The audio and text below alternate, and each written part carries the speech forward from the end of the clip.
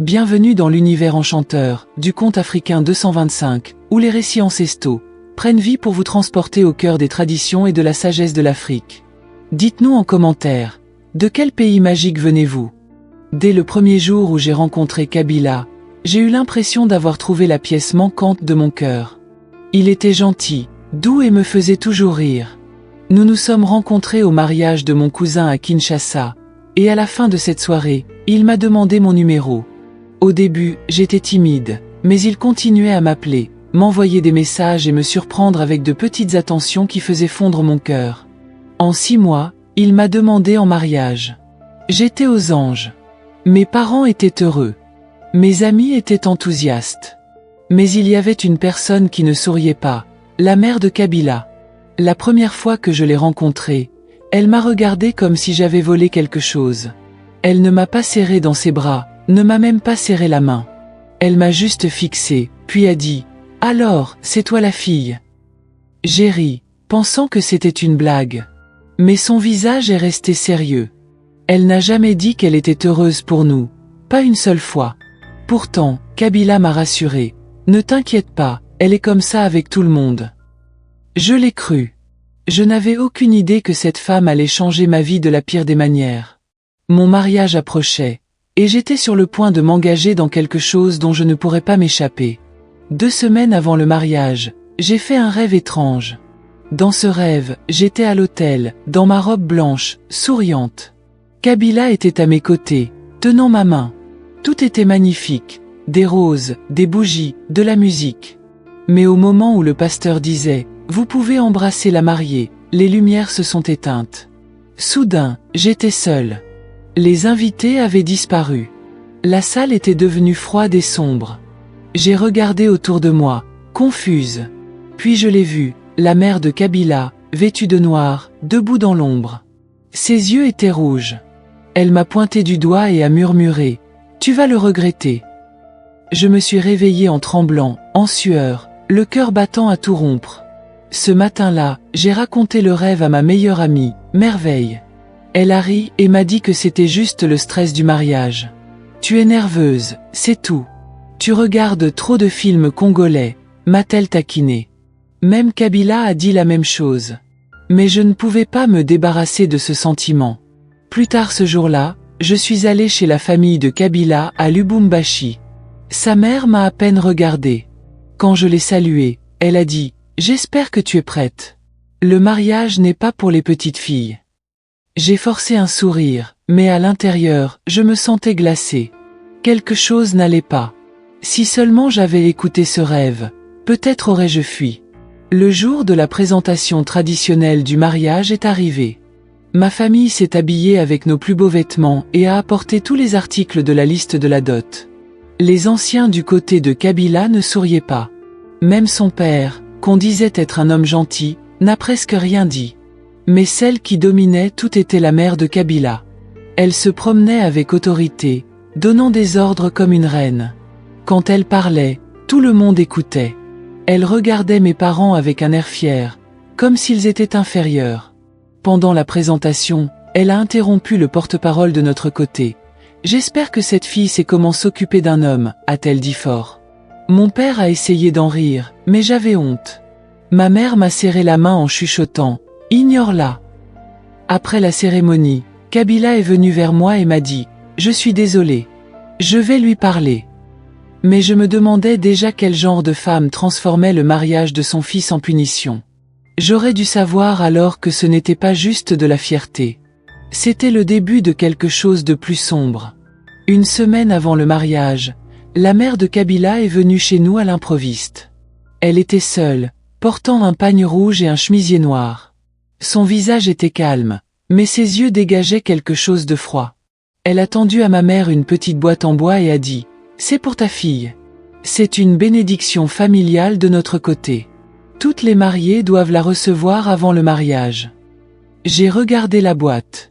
Elle était ornée de motifs étranges et attachée avec un ruban rouge. Ça ne ressemblait à rien de ce que j'avais vu auparavant. Ma mère a hésité, mais l'a prise avec un sourire. « Merci, madame. » Ce soir-là, après son départ, ma mère a posé la boîte sur la table. Nous l'avons ouverte ensemble. À l'intérieur, il y avait un petit pot en argile noire avec des feuilles séchées et de la craie blanche attachée autour.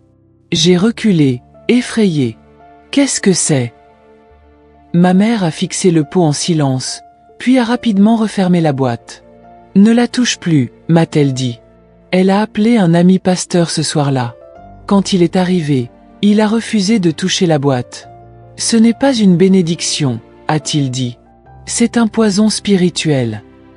Il a prié pour moi et a dit à ma mère de jeter la boîte. Le lendemain matin, la boîte avait disparu de la maison. Nous ne savions pas comment. Ma mère m'a regardé, les larmes aux yeux. Ce mariage, es-tu sûr de le vouloir encore? Mais j'aimais Kabila. Je croyais qu'il n'avait rien à voir avec ça. J'ai dit oui. Ce fut la plus grande erreur de ma vie. Le jour du mariage est arrivé. Ma robe blanche m'allait parfaitement. Mon maquillage était impeccable. Mon cœur battait vite, mais je me disais que c'était normal. Tout le monde souriait, sauf elle. En descendant l'allée au bras de mon père, j'ai vu Kabila à l'hôtel, magnifique dans son costume. Mais juste derrière lui, au premier rang, il y avait sa mère. Elle était vêtue de noir, pas d'or, pas de bleu, aucune couleur de mariage, juste un noir profond. Certains invités ont murmuré « Est-elle en deuil ?» Mais elle s'en fichait. Ses yeux étaient fixés sur moi.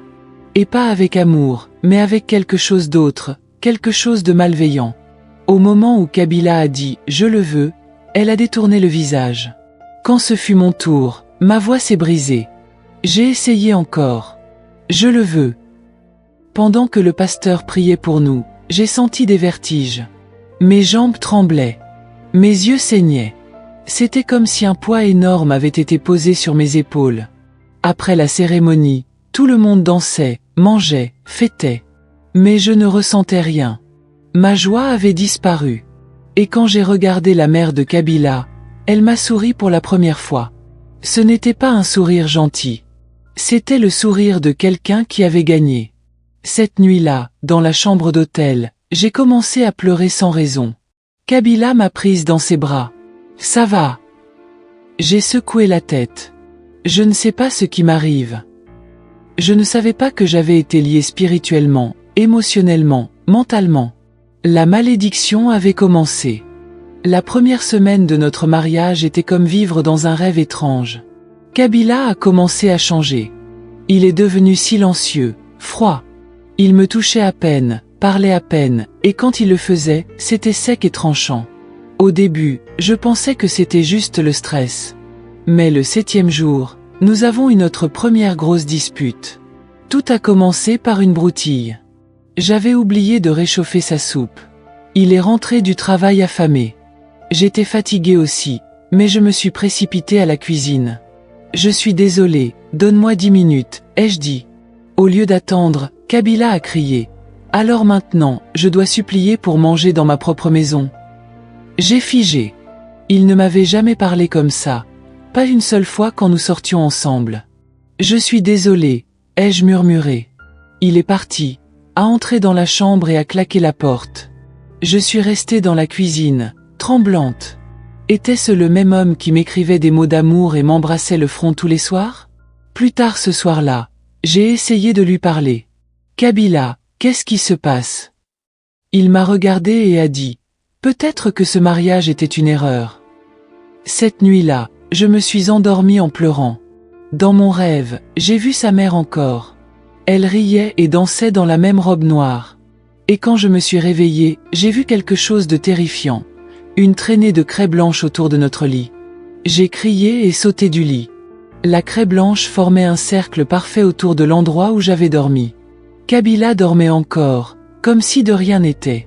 Je l'ai secoué fort. « Kabila, regarde !» Il a ouvert les yeux lentement et a fixé la craie. Son visage est devenu pâle. « Qui a fait ça ?» ai-je demandé. Il s'est levé lentement, silencieux, comme s'il ne pouvait pas parler. J'ai pris mon téléphone et appelé mon pasteur. Quand il est arrivé, il est entré dans la chambre et s'est figé. Il s'est agenouillé près de la craie, a prié en langue, puis nous a regardés. « Ce n'est pas ordinaire, a-t-il dit. C'est une attaque spirituelle, et elle vient de quelqu'un de proche. Mon cœur s'est serré. Je savais déjà qui. Plus tardis ce jour-là, la mère de Kabila a appelé. « Comment va la vie de mariée ?» a-t-elle demandé avec un faux sourire dans la voix. Je voulais tout dire, mais je me suis retenu. Le pasteur m'a dit de prier et de jeûner pendant 3 jours. J'ai obéi. La deuxième nuit, j'ai encore fait un rêve.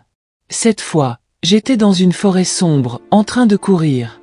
Derrière moi, j'entendais une voix de femme chanter une vieille chanson maléfique, la même chanson que la mère de Kabila avait chantée pendant notre mariage traditionnel.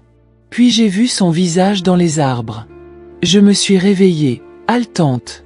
Après cette nuit, j'ai supplié Kabila de s'ouvrir à moi. « S'il te plaît, quelque chose se passe.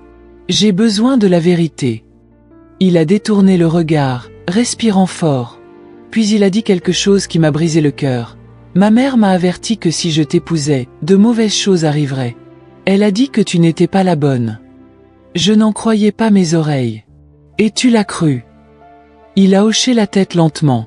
Elle a dit qu'elle l'avait vu dans une vision, que si je t'épousais, je perdrais tout. Mais nous sommes déjà mariés, ai-je crié. Nous nous sommes promis l'un à l'autre. Je sais, a-t-il murmuré. Mais depuis qu'on est mariés, tout a changé. Mon entreprise s'effondre. Mes nuits sont remplies de cauchemars. J'ai peur. Je lui ai pris la main. Moi aussi, j'ai peur. Mais nous devons combattre ça ensemble. Il m'a regardé, confus, effrayé, brisé. Cette nuit-là, il a enfin accepté de prier avec moi. Mais au fond de moi, je savais que quelque chose avait déjà été fait. Quelque chose que la prière seule ne pourrait peut-être pas arrêter. Et la seule personne qui détenait la clé de tout cela était la femme qui se disait ma belle-mère. J'avais besoin de réponses. Alors, j'ai suivi mon instinct. J'ai payé un jeune homme du village de Kabila pour surveiller sa mère. « Dis-moi juste où elle va », ai-je dit. 2 jours plus tard, il m'a appelé. « Elle est allée voir un féticheur dans la forêt », a-t-il murmuré. Je m'y suis rendu moi-même. J'ai mis un pagne et un foulard, en me faisant passer pour quelqu'un d'autre. L'endroit était petit, sombre, et sentait le sang et la fumée. J'ai attendu que l'homme sorte. Ses yeux étaient rouges, et il avait de la craie blanche sur le visage. J'ai déposé de l'argent et j'ai dit « Mon mari est sous un sortilège. Pouvez-vous m'aider ?» Il a souri. « Tu n'es pas la première épouse détruite par une belle-mère, mais tu pourrais être la première à survivre si tu agis vite. » Il m'a donné un savon noir, une petite bouteille d'huile et un avertissement étrange. « Tu dois verser cette huile à minuit, mais fais attention, si ton esprit est faible, l'attaque se retournera contre toi. » J'étais tremblante. En sortant du sanctuaire, j'ai vu la mère de Kabila debout près d'un arbre, me regardant. Elle n'a pas parlé. Elle a juste souri de ce même sourire maléfique. J'ai attendu minuit. J'ai verrouillé les portes, éteint toutes les lumières et me suis tenu au centre du salon avec la bouteille d'huile dans la main. J'ai versé quelques gouttes sur le sol, comme le féticheur l'avait dit. Au début, rien ne s'est passé. Mais ensuite, la maison a commencé à trembler. Les lumières ont clignoté, les fenêtres se sont refermées bruyamment, et dans un coin de la pièce, j'ai entendu un rire doux et féminin. J'ai crié, lâché la bouteille et suis tombé à genoux. Soudain, Kabila a accouru. Qu'est-ce qui se passe? Je ne pouvais pas répondre. J'étais figé. Ma bouche refusait de bouger. Kabila m'a attrapé et a commencé à prier fort. Puis, silence. Tout s'est arrêté. Mais de l'extérieur, nous avons entendu un cri perçant. Un cri de femme, rempli de douleur. Le lendemain, nous avons appris la nouvelle. La mère de Kabila s'était évanouie chez elle cette nuit-là. Elle avait été transportée à l'hôpital et n'avait pas dit un mot depuis. Nous sommes allés la voir. Elle était allongée sur le lit, les yeux grands ouverts mais sans cligner, fixant le plafond. Le médecin a dit que son corps allait bien, mais que son esprit était parti. Puis, une infirmière nous a pris à part. Elle répétait une chose avant de se taire, a-t-elle murmuré. « Quoi ?» ai-je demandé. Elle a dit « Dis-lui que je suis désolée. Je ne voulais pas le faire. J'ai été forcée. » Forcée? Par qui? Cette nuit-là, Kabila a fouillé les affaires de sa mère chez elle, et là, caché sous son lit, il a trouvé un vieux journal. Nous l'avons ouvert et lu les pages. Ce que nous avons vu nous a choqués. Sa mère avait visité un prêtre traditionnel 3 mois avant notre mariage. Le prêtre lui avait dit que l'épouse de son fils prendrait son pouvoir et détruirait son nom. Il lui avait donné des instructions pour briser le mariage ou en souffrir. Alors, elle avait obéi, par peur, par fierté. Mais maintenant, la malédiction s'était retournée contre elle. Le féticheur m'a donné une dernière tâche, une purification. Il nous a dit, à Kabila et moi, d'aller à une rivière avant le lever du soleil, de laver nos pieds et de prier pour la liberté. Nous y sommes allés, effrayés mais déterminés. Au bord de la rivière, nous sommes restés silencieux. L'eau était froide, l'air lourd. Nous avons fait une libation, prié et jeté le dernier objet du sanctuaire de sa mère. Une corde rouge attachée à une mèche de mes cheveux. En nous retournant pour partir, nous avons vu un étrange oiseau perché sur un arbre à proximité. Il nous a regardés, puis s'est envolé en criant. Le féticheur a dit, « C'est fini ». Cette nuit-là, nous avons enfin dormi en paix. Pas de rêve, pas de voix, pas de cercle de craie, juste le silence. Des semaines ont passé. La mère de Kabila a finalement reparlé. Elle a demandé à me voir seule. J'avais peur, mais j'étais curieuse. Je suis allée la voir. Elle semblait faible, comme une ombre d'elle-même. Sans maquillage, sans fierté, juste de la douleur. « Je ne te détestais pas », a-t-elle dit. J'avais peur. Le prêtre m'a menti. Je suis restée silencieuse. Elle m'a pris la main. Je pensais protéger mon fils, mais je suis devenue esclave des ténèbres. Des larmes ont rempli ses yeux. Je suis désolée. J'ai hoché la tête, mais le pardon n'était pas facile. Je suis sortie de la pièce le cœur lourd. J'avais survécu, mais pas sans cicatrice. 3 mois plus tard, je suis tombée malade. Je pensais que c'était le stress, mais le médecin a souri après le test. « Vous êtes enceinte », a-t-il dit. J'ai éclaté en larmes. Kabila était sans voix. Il m'a serré dans ses bras longtemps, murmurant « Merci de ne pas avoir abandonné ». Sa mère a envoyé des cadeaux. Elle est même venue nous rendre visite, discrètement et respectueusement. Elle regardait parfois dans le vide, commentait par le passé. Mais j'avais avancé, non pas parce que j'avais oublié, mais parce que je refusais de laisser sa malédiction définir mon avenir. Le jour où j'ai accouché, il pleuvait à verse. Mais à l'intérieur de l'hôpital, mon cœur était rempli de soleil. Je tenais ma petite fille dans mes bras, symbole d'un nouveau départ. J'ai regardé Kabila et j'ai souri. Elle s'appellera Merveille, ai-je dit. Dieu est bon. Nous avons quitté l'hôpital en tant que famille, plus fort, plus sage, libre. La malédiction qui avait commencé le jour de mon mariage était enfin brisée. Mais j'ai appris une leçon importante. Parfois, les gens qui sourient à votre mariage sont les mêmes qui plantent le mal à vos pieds. Alors, ouvrez les yeux, faites confiance à votre esprit et ne ignorez jamais un rêve qui ressemble à un avertissement. Car certaines malédictions ne viennent pas avec du tonnerre, elles viennent habillées de dentelle. 2 mois après la naissance du bébé, la paix remplissait notre maison. Kabila était à nouveau aimant. Les affaires prospéraient. Notre fille Merveille était en bonne santé et pleine de joie. Mais une nuit, tout a changé. Vers 2h13 du matin, je me suis réveillée au son de pas. Doux, prudent, dans notre chambre. Je pensais que c'était Kabila, mais quand je me suis tournée, il dormait profondément à côté de moi. Je me suis assise lentement. Puis je l'ai vue, une ombre dans un coin de la pièce. Elle ressemblait à une femme portant le même pagne noir que la mère de Kabila portait le jour de notre mariage. Ma poitrine s'est serrée. « Qui est là ?» ai-je murmuré, serrant les vêtements de mon bébé. Pas de réponse, juste le silence. Puis, soudain, l'ombre a disparu. J'ai crié. Kabila s'est réveillé en panique.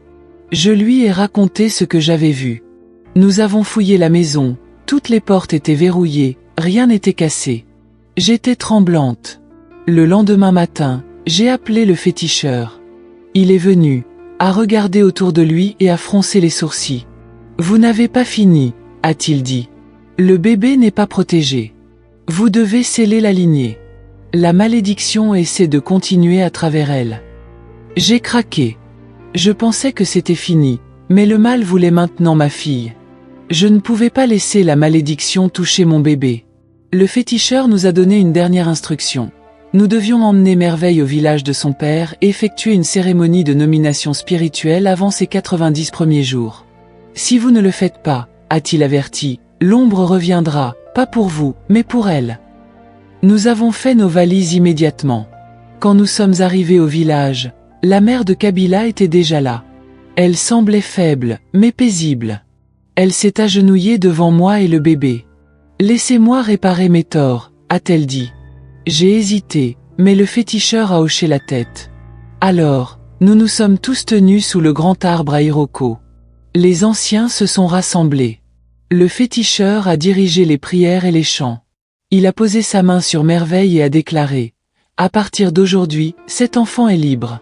Aucune malédiction ne passera par son sang. » À ce moment-là, un vent étrange a soufflé dans la cour, fort, sauvage, puis silencieux.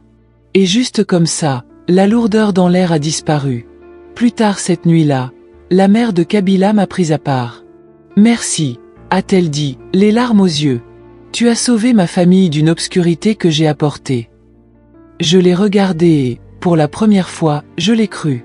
La bataille était terminée, et la victoire était mienne.